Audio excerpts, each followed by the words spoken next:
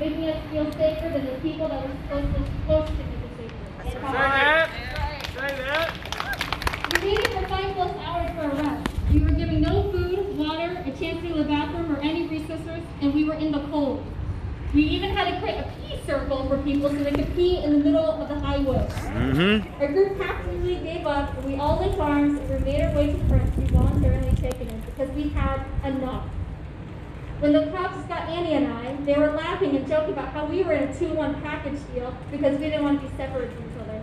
They made our arrest into their own accomplishment. After processing and taking our mugshot pictures, which we smiled in,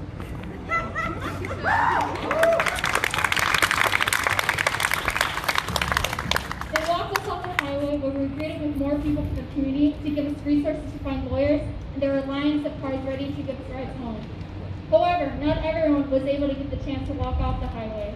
People were thrown into buses and transported to downtown Minneapolis, Edina, Bloomington, GCF Stadium, and so many more places. Families were being separated. College students were being pepper sprayed. The elderly were being poorly mishandled and mistreated, and children were watching their parents crying as their parents were being arrested. UPD and MPD, state troopers, and National Guard were all pulled up to install fear onto us. But we're not fearful, because here we are fighting for our charges to be dropped.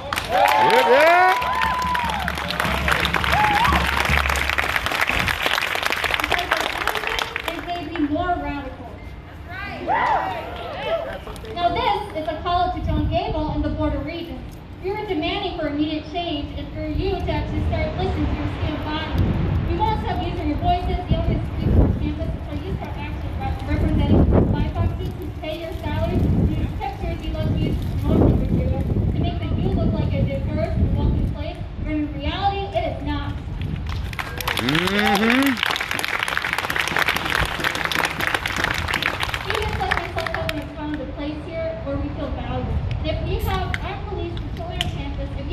Racist acts, if you refuse to address the racist history of our institution, then you are not complacent in our oppression, you are participating in it.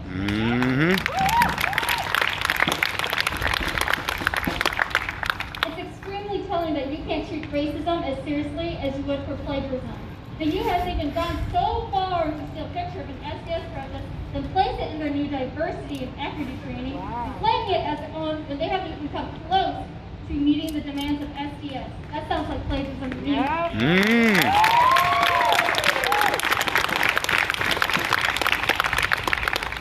When George Floyd was murdered, University President Joan Gable sent all students, faculty, and staff an email on May 27, in which she wrote about her so-called pain, anger, and overwhelming sadness, and how she acknowledged that many of our communities share those feelings, and they fear for their own safety, and how she won't stand for that. Yet after months of student protests, nothing has been done to address the concerns of police accountability on campus. Students will no longer tolerate this, then we will hold you accountable. If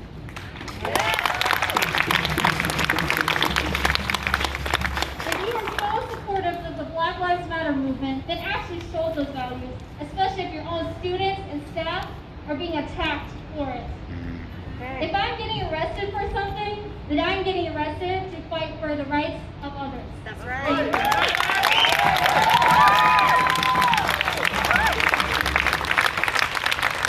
The power united, the people united Will never be defeated. The people united will never be defeated. The people united will never be defeated. The people united will never be defeated. Thank you, Lisa. Thank you.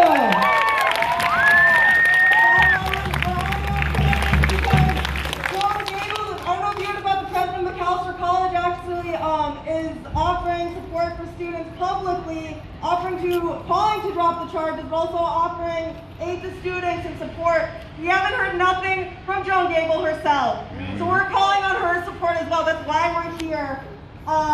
Because she knows that the students that were at the protest were the same students that's been at her house, that's been calling for accountability this entire summer going into fall. Does she care about us? No. Are we going to make her? Yes. All right, so we're going to get up our next speaker here. We have Shereen from AFSCME. Give it up for her. Thank you.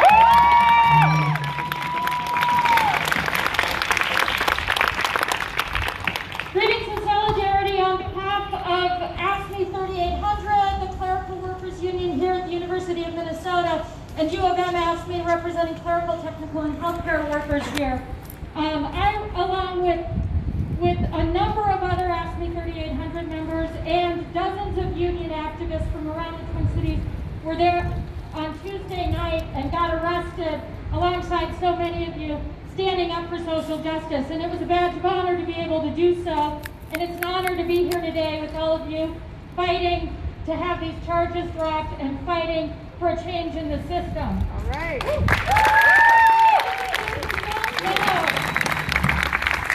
Unionized workers here at the university do the work behind the scenes that really make the university run. And just as much as you don't get respect from the administration the way that you deserve as students, we don't get respect from the administration for making this university run. And we fight every day. Can I take my mask off? Okay. It's easier this way. And we fight every day to have our work recognized, to have the contributions that we make to this university recognized, and to make sure that we are respected and that students are respected as well. Because we are the ones who, along with teamsters who clean the buildings, cook the food, make sure that the grounds are maintained. As clerical workers, we are the ones who make sure that you get registered. From the first contact that you have with the university, it's through one of our members, to the last contact that you have with the university when you get your transcripts upon graduation, that comes from one of our members. We are the people who process payroll for student workers. We are the people who process grades. We are the people who put the information, the course syllabi up. We are the people who work in the bookstores. We are the people who have the most direct interaction with students on campus.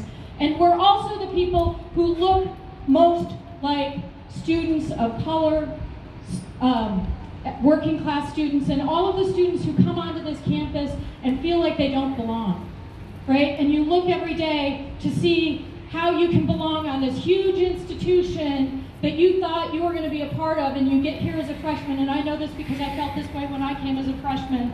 As a white working class student from rural Minnesota, I got here and I thought, this isn't my university. This isn't my system.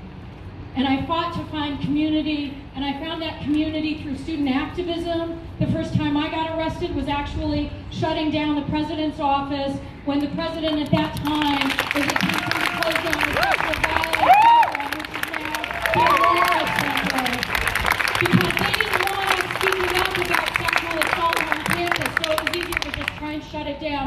And dozens of young women, including myself, took over the university president's office and said, no, we're going to keep this program going, and we are not going to let you silence our voices. And so I understand and salute all of you as student activists who are out there every day really making a change and demanding changes on this campus. And we stand in solidarity with you in demanding that the charges be dropped, in demanding that Joan Gable stop with the rhetoric that makes her look good, but not put in place actual policies that do anything and create real change. We were there as union members on Tuesday night for two reasons.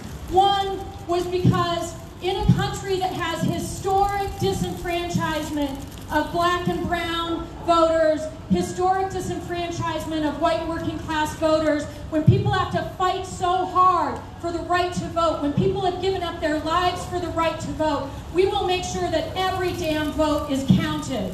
That's a bare minimum. We were also there because we know that a change in politicians doesn't matter. What matters is a change in politics. What matters is a change in policies. We have hundreds of our members who live in the neighborhoods that were most impacted by the uprising after George Floyd was murdered. I live just 6 blocks from where he was killed. We have so many union members who we know struggle each day to be safe at work, to be respected at work, and then they worry about whether or not they or their loved ones are going to get home at the end of the day, whether or not they have to worry about a loved one being killed by the police. And we know that we have to stand up and say this system needs to change. And that's why we were out on the streets on Tuesday night. That's why we were on the freeway on Tuesday night. And that's why we will wear as a badge of honor the fact that we were arrested, standing up alongside all of you, and why we will continue to stand up and fight for a change in this system that really puts working people at the forefront, that puts black and brown lives at the forefront and says that you matter and that we matter, and that all of those who attempt to divide the working class by pitting white workers against black and brown workers, by pitting us against our communities, we say bullshit to that. We're going to stand up and fight for a system that actually recognizes all of us, because this system is trying to say, you know, we're more interested in corporate bailouts than bailing out people, right? We're more interested in getting student loan money than actually making sure that students get an education. And we say no to that. And so I want to just see who here was arrested on Tuesday night. How about Wednesday? Wednesday. Yeah. It was Wednesday night. It's been a long week. Yes, it has. Who here was, okay, hats off to all of you. You people are heroes.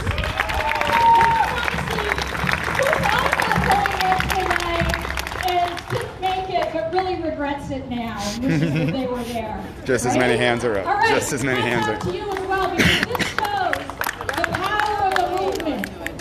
Because people don't know that they're making history when they're making it. Yep. You realize you're making history after the fact. And what happens is all of you who got arrested made history, and the rest of you who didn't get arrested wanted to be there for that historic moment. And you're going to be committed for the rest of your lives as a result of that, to be part of changing this country and be a part of a rewriting of history where people are at the forefront. So I just want to give, again, a big salute to all of you for participating, to all of the students who make this university a great place for us to be able to work. And we stand in solidarity with you in demanding that the charges be dropped, in demanding that the UMPD be held accountable, in demanding that Joan Gable work in the interest of students and workers at the university and not in the interest of the working market. Thanks so much.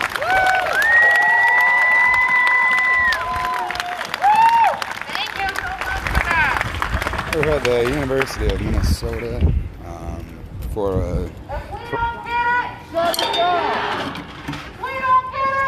protest concerning the 646 peaceful protesters that were arrested on I-94 on Wednesday night. Thank you.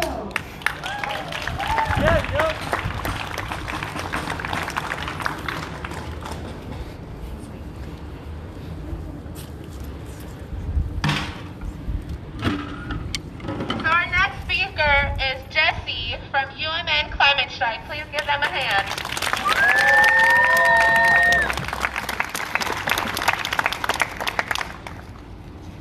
Hi, I'm Jessie, and I was at the protest on Wednesday night. I actually brought my brother and my dad along with me because they were in town. So we all got arrested together.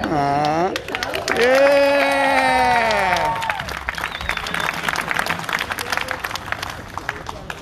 We ended up sort of towards the back of the march. I think most of SDS was up in the front. And so right away when we got on the freeway, we noticed that there was a line of cops coming up behind us, slowly encroaching.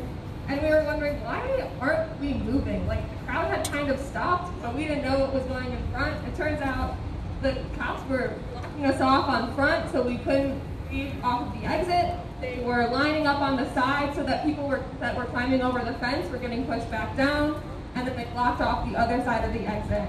And once we were fully surrounded, that was when they announced that we were all under arrest and we all needed to sit down immediately. And as other people have emphasized, there was no dispersal warning, so this was not a lawful arrest.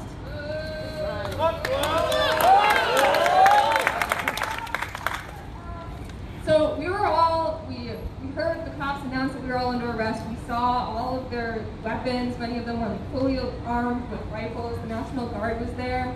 And you could just feel the fear and the uncertainty in the crowd. We didn't know if the cops were going to get violent. We didn't know what was going to happen. And at this point, I was a few yards away from a family that had two young kids, maybe like 7 years old and 9 years old. And those kids were so terrified. And like they're never going to forget that night because it probably traumatized them. but also they're never going to forget that night. Like, the cops just made 2 more cop abolitionists out of those little kids.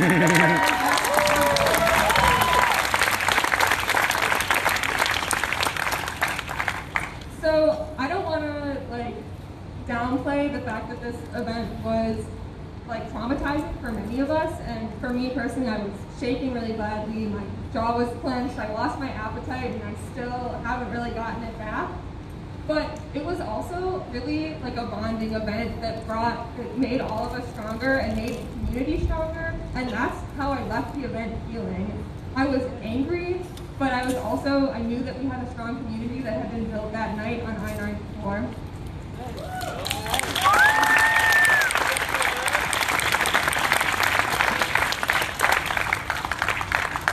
So I was like watching people being pulled away one by one as they were each getting arrested, because the cops, their systems are not equipped to handle 646 arrests. So it took forever, and their systems kept crashing.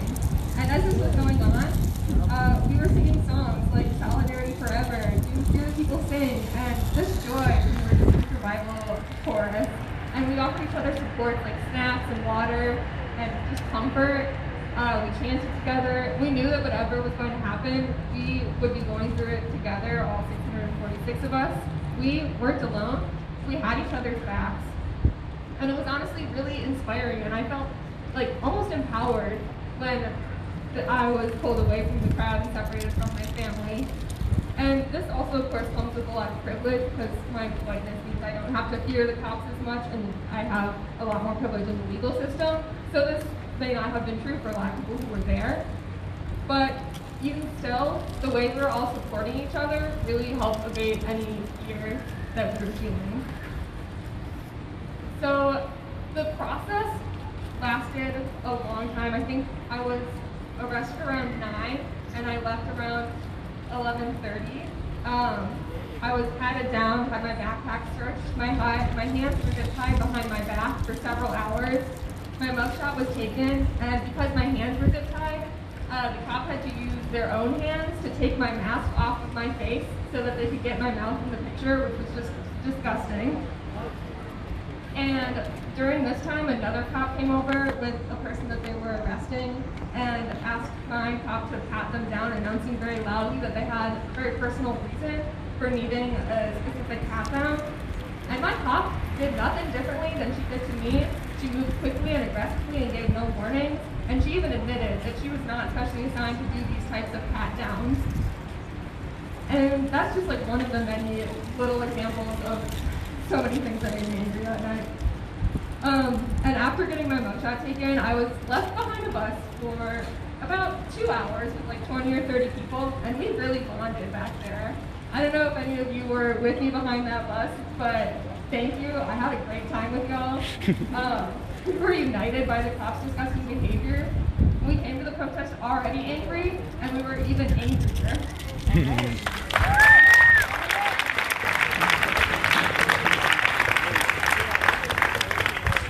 It was very evident from the conversations I had with the people around me that we were not going to be silenced by this one night and a couple of citations. And even though our power was technically being infringed upon in this process, I felt empowered by the people around me. Even being escorted alone by my cop to see lit by police car lights, I felt powerful. Clearly, we were making an impact. If the cops felt the need to shut down the protest for democracy immediately after we got onto the freeway. And then, when being given my citation, another thing that just made me furious, the cop couldn't find anyone with cuff cutters. Sounds like a huge safety hazard to me. So, and I didn't have my physical ID, I only had a photo of it. So she offered to take my phone out of my pocket, enter in my passcode, and search through my photos to find my ID. Oh, okay, yeah. I told her, they could call me back and still get my ID.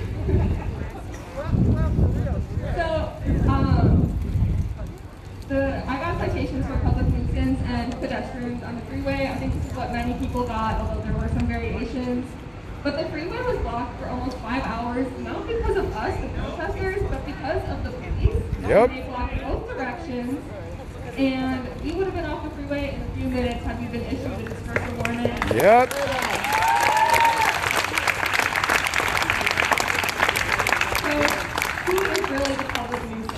Yeah! And they also weren't wearing masks. Maybe Nope. some of the leaders of not wearing masks. Apparently they were uncomfortable to wear with helmets.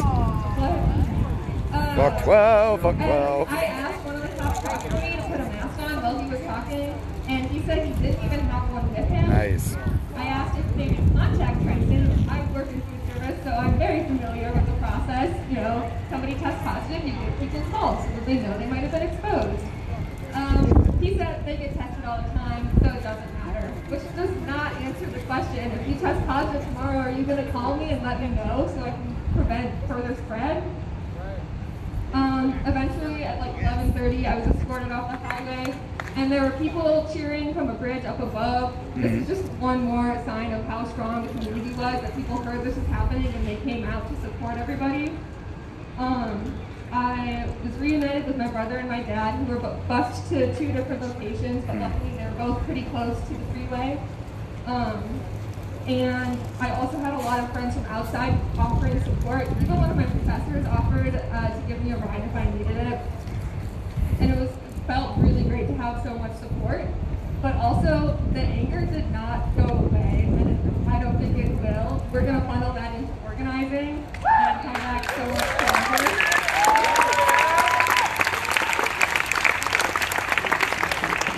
So in the end, we're even more united, we're stronger, perhaps even more radicalized.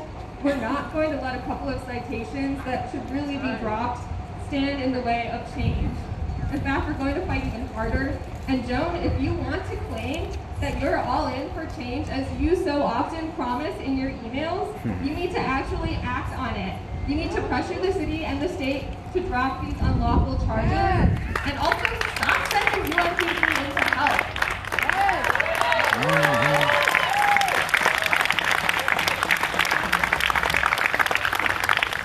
And be ready, because unity is also building on campus. Groups across campuses throughout the state, including students, staff, and faculty, are coming together to push for change on campus because we're tired of getting stopped by the regents. Our power is in our unity, both on campus organizing and off campus at protests, and we will not stop fighting for change.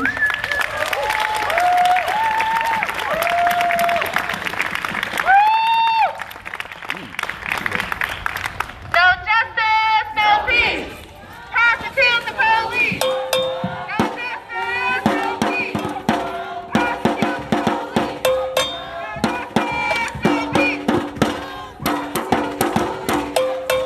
justice, no peace.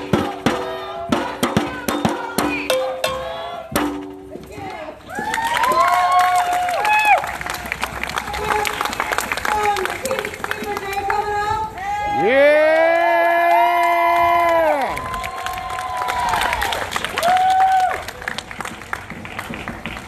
So, I've said this pretty much every time that I've been asked about what happened on Wednesday, which is wild that was on the Wednesday. Yeah. It really has been a long week. But I want to start again by saying that every single one of you out there, it was an honor and a privilege. We all from the beginning of this summer have all been committed to taking care of each other. Yep. In whatever way that means. And this was, to me, a continuation of all of the mutual aid efforts and all of the financial support that people have given each other. If somebody was hungry at the protest, everybody looked in their backpack. Yep. If somebody was thirsty, somebody found a water bottle somewhere. And I'm just really proud of how tight and together everybody stayed. Because as one of the organizers, like, I think that was our biggest fear, is that we would become disorganized, but everybody held it together and did not let themselves be intimidated by these police. Yep. Yep, yep. But for those of you that got arrested, and myself included, I want that arrest not just to call attention to the unlawfulness of what the police did, but also to call attention to the fact that even if we had destroyed property, even if we had, pushed through the police line to get people who needed to get off of that highway off of the highway, that still doesn't warrant the response of the police. It doesn't warrant what those police did to all of the people that were watching us. They were watching us on top of that wall that kept them from getting violent. It doesn't excuse their actions in arresting people in their own apartments. Yep. And so we can't let this just be about us. It has to also be about all the people that were arrested in the uprising for violent crimes. Yep. It is not violence to redistribute wealth. It's violence. Wage theft is violence. Forcing people to live every day without what they need is violence. Forcing people to live on the street or in a park while you live in a mansion paid for by your student money. That is what that looks like. So, I want to say that I refuse to let them draw lines between violent protesters and non-violent protesters. Yes, we were nonviolent, and I am proud of that, if only because it kept everybody on that highway safe. Yep.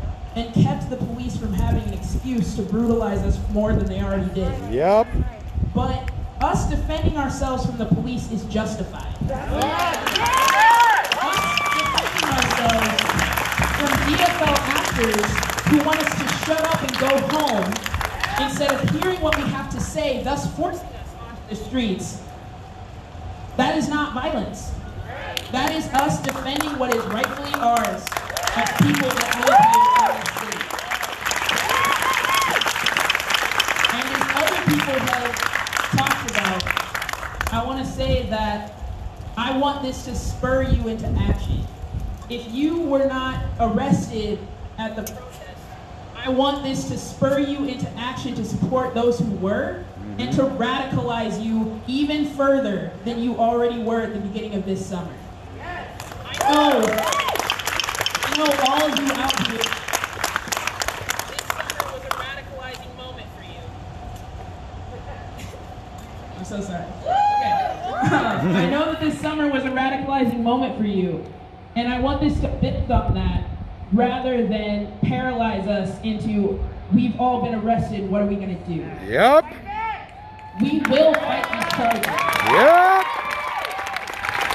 And I'm going to say this time, and we'll say again, if my charges are not dropped, and if the charges of every other person on that highway are not dropped, I will be mailing my citation to every single bitch-ass DFL,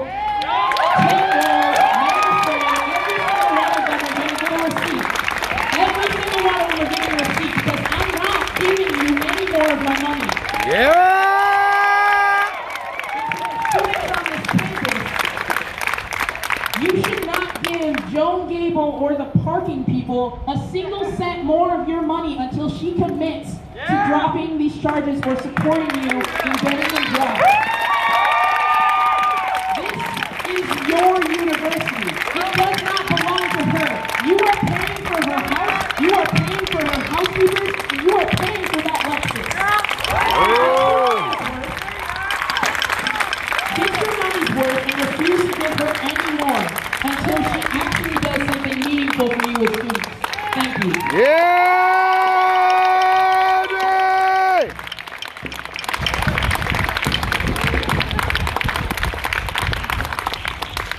When black lives are under attack, what do we do? When black lives are under attack, what do we do?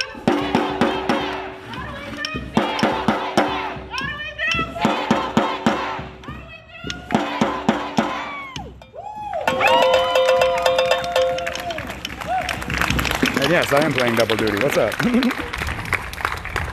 campus?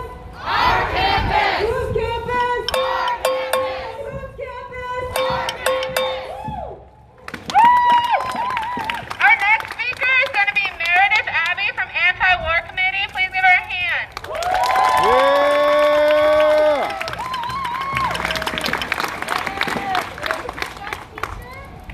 I'm super happy to be here. I was one of the people who was arrested on Wednesday night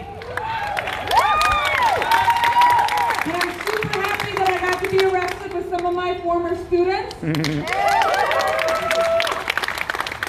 I'm with the Anti-War Committee, and I think it's important to recognize that it was a large coalition of different groups that were a part of Wednesday night's action. Yep.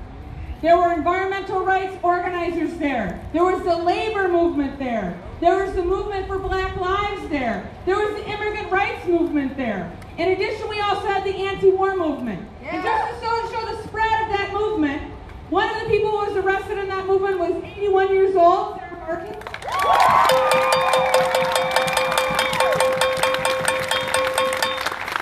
And the Anti-War Committee also had a whole family who was arrested. Both parents as well as both kids, and one kid was 10 and one kid was 5. 5. That is not right. So I think it's important to understand that like this was a diversity of movements represented in unity, but also that this crowd looked like Minnesota. Like this crowd looked like our state. And we were standing together to say don't Trump, and so far it looks pretty good on that front. But we were also standing together to say, regardless of who's elected, our work ain't done. Yep. We got stuff to do. Some of you might be wondering, well, why is the anti-war movement here as a part of this protest? And I think it's important to understand that, unfortunately, foreign policy is something that unites both parties. They both love to drop bombs. They both love to use imperialism. Yep. They both love to use oil Yep. and steal it from other countries. Yep. They both also love to tell other countries that they don't know how to run their elections. And Yep. that one looks a little weird this week.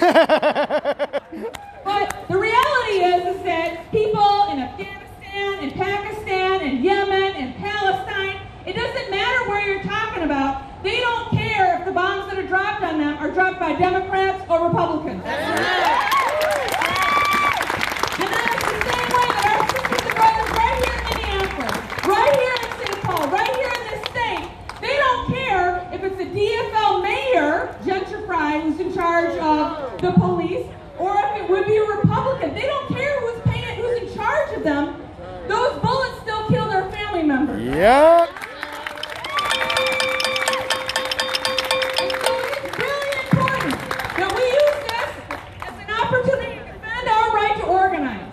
Because that is, as a matter of fact, the reason that this crackdown happened on Wednesday. Yep. They are tired of our movement. Yep. They don't want any more George Floyd uprisings.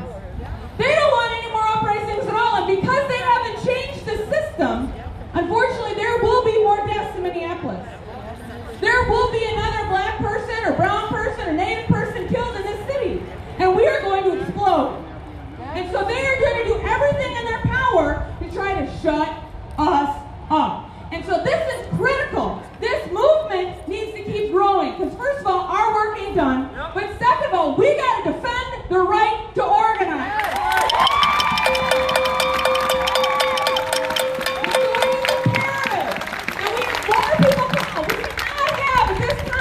People say, ooh, I don't know, that looks a little risky. Whoa!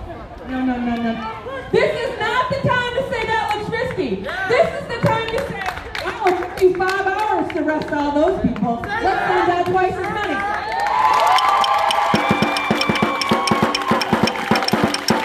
So it's beautiful that you're out here today. The fact of the matter is this system was broken before COVID, but it's super double broken now. And like this justice system doesn't have the ability to deal with 646 people saying That's fuck you right. to those charges. Yeah.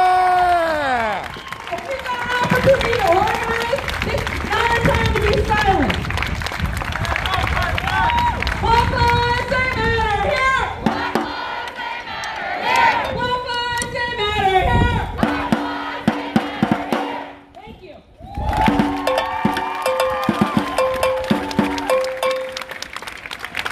Thank you. Next up, we have Francisco from Europe. Give it up for him. Woo!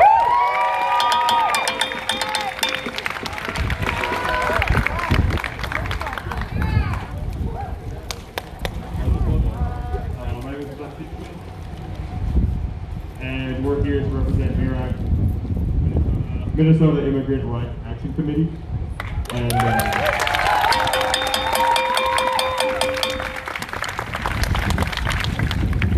just want to say that, first of all, I was a student here before I am. About it here this semester, but literally every day, people would look at me sideways, and I'm sure this happened to many of the other minority students.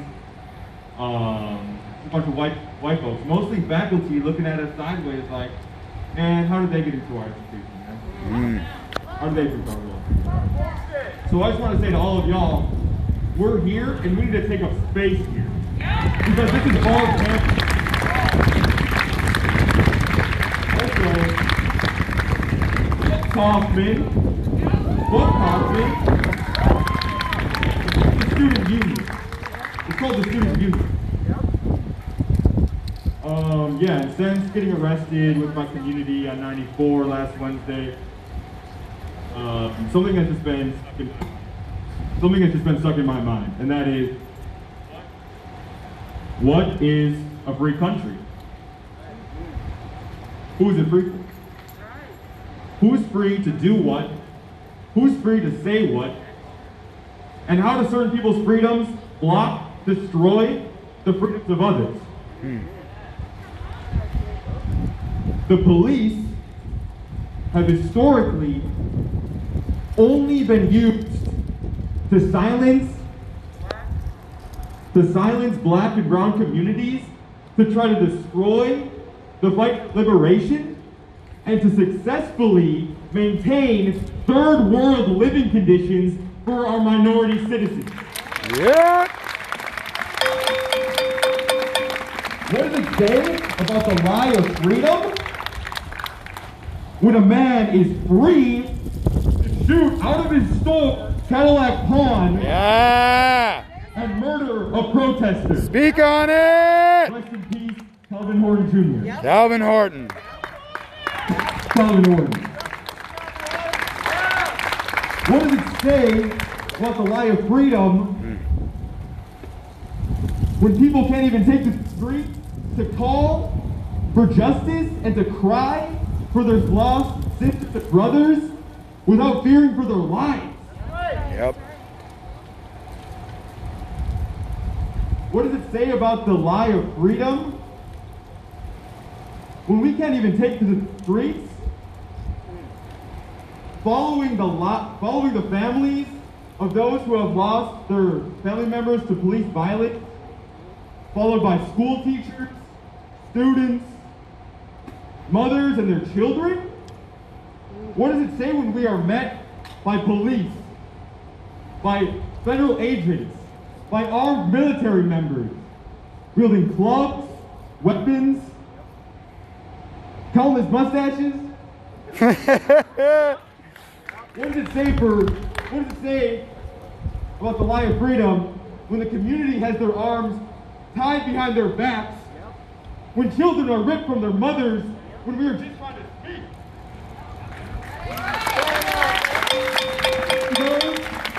Those whose breath has been taken from them? Speak for the countless community members who are locked away in prison and in ICE facilities? Speaking to try to dismantle the status quo.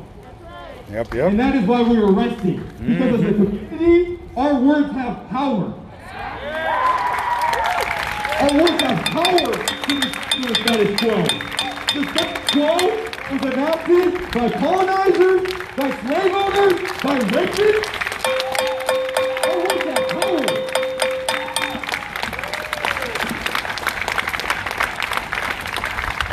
And Tim Walz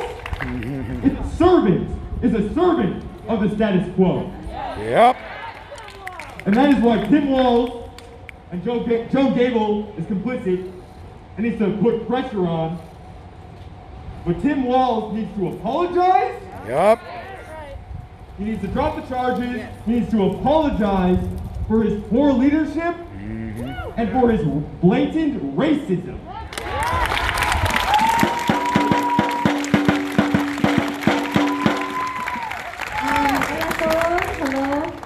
My name is Angelica. I'm part of Mira. You see, we're over here. I just want to show that, this is how we come, right? This is how we came to I-94. We came together. That's how we got living. to say, like, I want to thank everybody that was arrested, and I want to thank everybody that's fighting these charges, and I want us to remember and remind ourselves that we have to keep this shit going, right? Something that I really wanted to bring out to light was that, yes, many of us were scared. Yes, many of us were not scared. Or actually, we were all scared, but a lot of us cope fear differently, right? Some people were singing, some people was dancing like our homeboy Victor and Panchito. And then people were giving us advice like, Brad, like you see, like this all can only be done together, right? And so, what something that I really wanted to bring out to light was that we have to remember that maybe even it's a possibility that there were some undocumented students or people in that arrested, right? Or just overall in our fight. So I just hope that when we continue this, we keep in mind that we have to keep each other accountable and safe, and ask about your peers. Ask about the numbers. Did they write the number in the hand? Like, we have to remind and remember ourselves that we're in this fight together, and that includes undocumented, that includes documented, that includes black people, that includes native people, that includes people of color and white people too, you feel me? Like, we have to keep each other.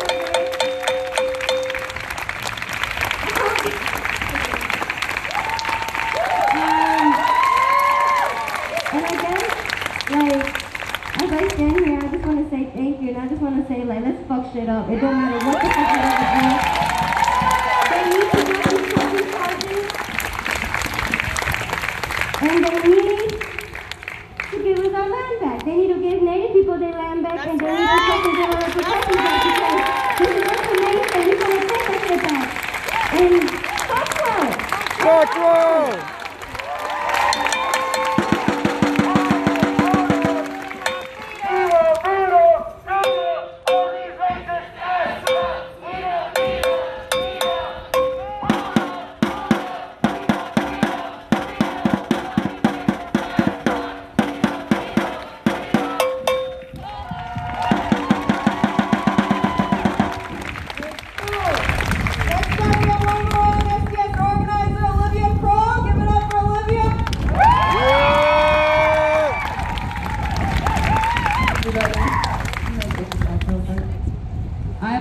I'm really fucking mad, and I'm really nervous, so bear with me. All right.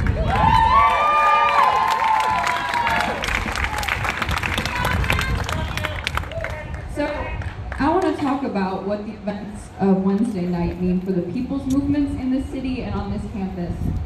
We had our supposedly progressive governor, Tim Walz, order the police to trap and arrest hundreds of peaceful protesters as a scare tactic to keep people off the streets during the election.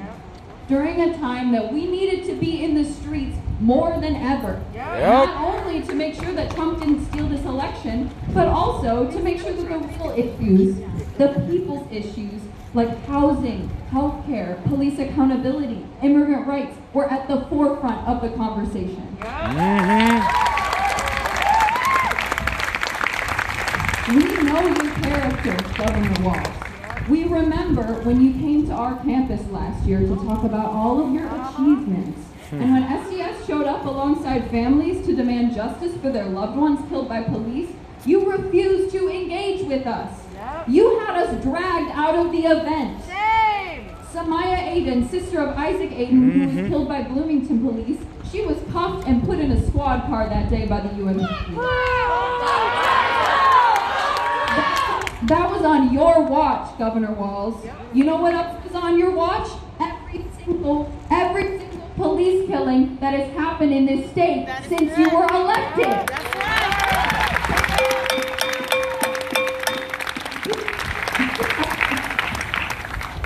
There we go. You have consistently failed to act. And now you... There we go, okay. And now you launch an attack on the people's movements in this city. Shame on him! And our fundamental right to protest. It is shameful. And it shows us all exactly where your priorities lie. You would rather defend Trump, rather defend white supremacy than protect the citizens of your own state who are protesting in the streets out of dire necessity because their loved ones are being killed by police or being deported, because they're losing their homes, their jobs, their health care to a fucking pandemic. Yep. The least you can do is make sure our charges are dropped. Otherwise, I guarantee you will never serve in a position of power in this state again.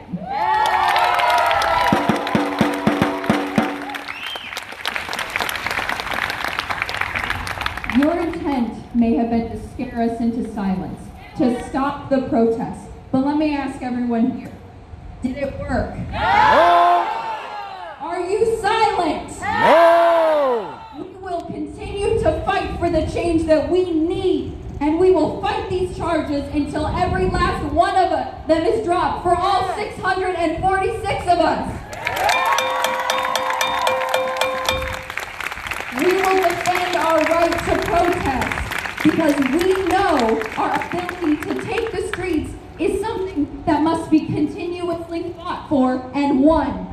Because we know that even liberals like Governor Walz or hell Joe Biden will repress us the same as their Republican counterparts. If the people stand by and allow for the charges against protesters to go unchecked, we have allowed our enemies to set a dangerous precedent. We have allowed them to make taking the streets a criminal act.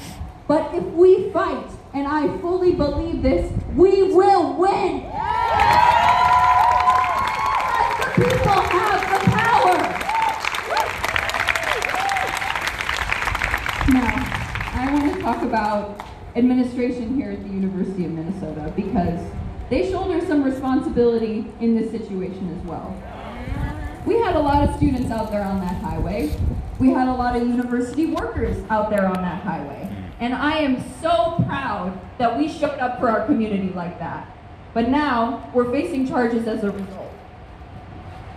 I want to speak to Joan Gable directly. You need to stand with us. You need to use the power and the influence that we all know that you have to make sure that Governor Walz drops our charges.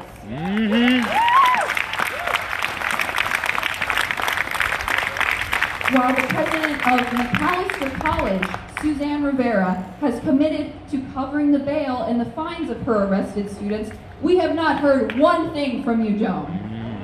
Where's she at? Your university police department, the UMPD, was out there blocking traffic so that MPD could shut down the highway and arrest us, and yet you remain silent. Do you think we're not paying attention? All of these people are gathered here today because we're fucking paying attention. The University of Minnesota is as committed to equity and diversity and racial justice and all other buzzwords that they want to use as it says it is. You need to support the students who are arrested fighting for that cause. Yep. If you want to throw in pictures of SDS protests into your diversity and equity trainings so that you can say how much that you support Black Lives Matter, then you need to meet the demands of student organizers. Give the community control of UFPD. Speak back now. Because we are tired of your flowery language. We are tired of your empty promises. We are tired of having to be arrested just for standing up for what we believe in. We always say this in SDS, and everybody here has said it today.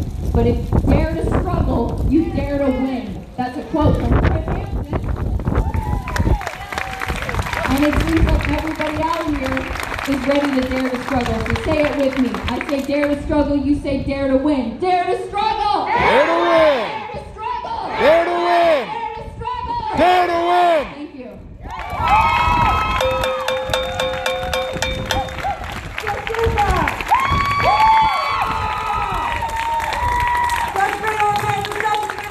Okay, we're gonna get lined up here because we're gonna go marching down to Memorial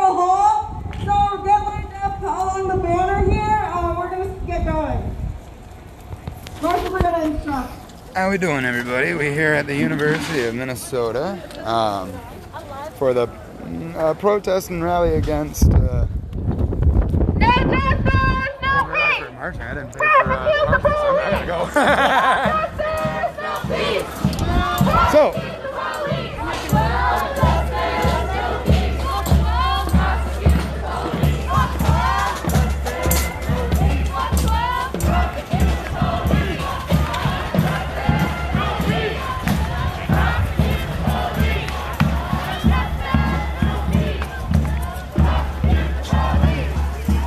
See y'all soon.